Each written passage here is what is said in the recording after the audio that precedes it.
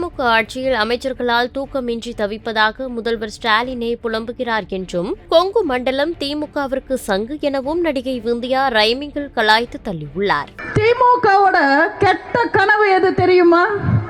கொங்கு. ஏன்னா கொங்குனாலே திமுகக்கு எப்பவுமே சங்கு.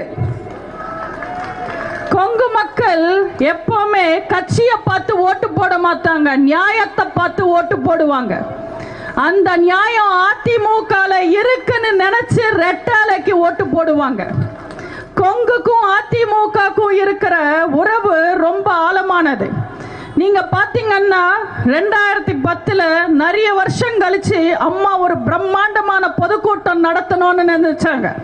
நம்ம அம்மா தேர்ந்தெடுத்த ஊரு கோயம்புத்தூர். அப்போ கருணாநிதியோட ஆட்சி.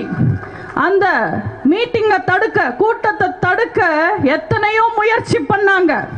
அது எல்லாத்தையும் தாண்டி அன்னைக்கு வந்த கூட்டம் அன்னைக்கே தீர்ப்பு சொல்லிட்டாங்க, அடுத்த ஆட்சி அம்மாவோட ஆட்சின்னு. அதிமுக எப்போ உற்சாகம் இழந்தாலும் உறுதி கொடுத்து, ஊக்கம் கொடுத்து, வெற்றியை கொடுத்து சிம்மாசனத்தில் உட்கார வைக்கிற ஊரே இந்த கோயம்புத்தூரும் இந்த கொங்கும். அதனாலேயே பார்த்தீங்கன்னா திமுகக்கு கொங்குன்னா பிடிக்காது, கோயம்புத்தூர் பிடிக்காது. இந்த கோயம்புத்தூர் மக்களுக்கும் இந்த கொங்கு பகுதிக்கு திமுக எதுவுமே செய்யாது. எந்த ஒரு திட்டங்களையும் கொண்டு வர மாட்டாங்க.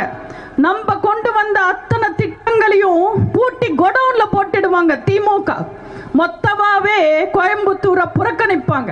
செய்திகளை உள்ளது உள்ளபடி தெரிந்து கொள்ள ரெஃப்ளெக்ட் நியூஸை சப்ஸ்கிரைப் பண்ணுங்க.